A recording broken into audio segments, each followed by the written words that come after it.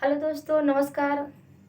संगीता देहाती लोकगीत चैनल में आप सभी का स्वागत करती हूँ। दोस्तों, ये गीत संगीता देहाती लोकगीत के चैनल पे जाएगा, तो दोस्तों सपोर्ट कीजिएगा। किरण देहाती लोकगीत चैनल का भी सपोर्ट कीजिएगा। तो चलिए सुनाते हैं आप लोगों को एक सोहर गीत।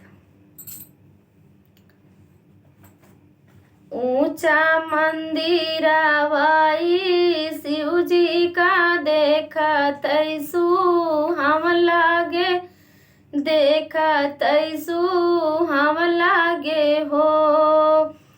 ऊंचा मंदिरवाई शिव जी का देखत हम लागे, देखत हम लागे हो। सीता चढ़ी गईन शिव के मंदिरवा, ता शिव के मानवई, ता शिव के मानवई हो। सीता चढ़ी गईन शिव के मंदिरिया, ता शिव के मानवई, ता शिव के मानवई हो। भोले भंडारी तब जागई, ता सिया जी से पूछई, ता सिया जी से पूछई हो।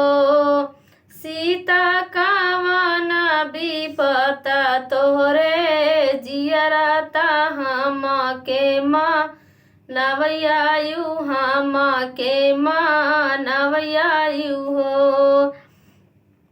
धन दौलतिया बहुत बाटै स्वामी जी, बहुत मानै स्वामी जी, बहुत मानै हो।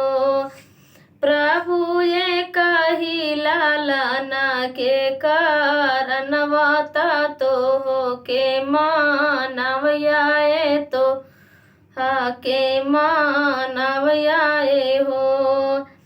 आजू के दिन सिया जात्यु भियाने चली आयु, भियाने चली आयु हो।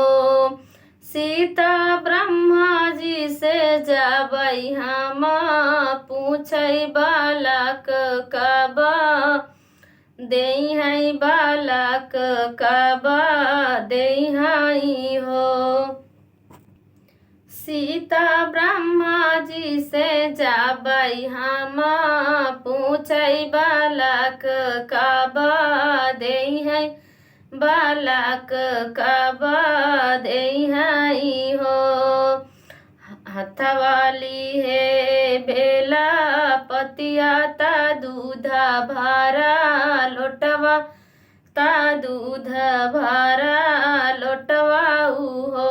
सीता घुमारी घुमारा शिव के पूजई, ता शिव के मानवई, ता शिव के मानवई हो।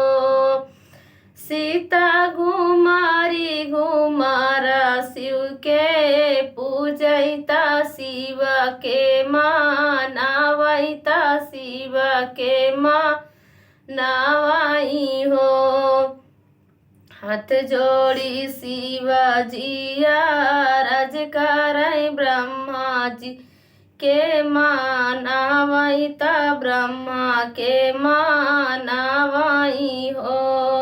ब्रह्मा एक सतवंती तीरियवा, बालक बिनु व्याकुल, बालक बिनु व्याकुल हो। आजू के दिन शिव जाया भियाने फिरी, आया भियाने फिरा आया हो। शिव दुई दुई बालक हम देबै, ता सिया जुड़ाई है, ता शिव जुड़ाई है हो। शिव दुई दुई बालक हम देबै, ता सिया जुड़ावै है, ता सिया जुड़ा हई हई हो। वहाँ से लौटे हैं शिव जी सिया का वरदान दी है, सिया का वरदान दी है हो। सिया दुई दुई बाला का तोहरे होई है ताकुला तोहरे जगी है ताकुला तोहरे जगी है हो। 8 महीना के बीते तनावाए के लागत तनावाए के लागत हो। सिया जाना में है लावा कुशलनवा ताबाना बीचे खेलाई ताबाना बीचे सोहर हो। सखिया जाना में है लावा कुशलनवा ताबाना बीचे खेलई ताबाना बीचे सोहर हो।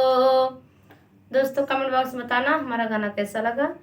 संगीता देहाती लोकगीत चैनल और किरण देहाती लोकगीत चैनल का आप लोग सपोर्ट कीजिएगा।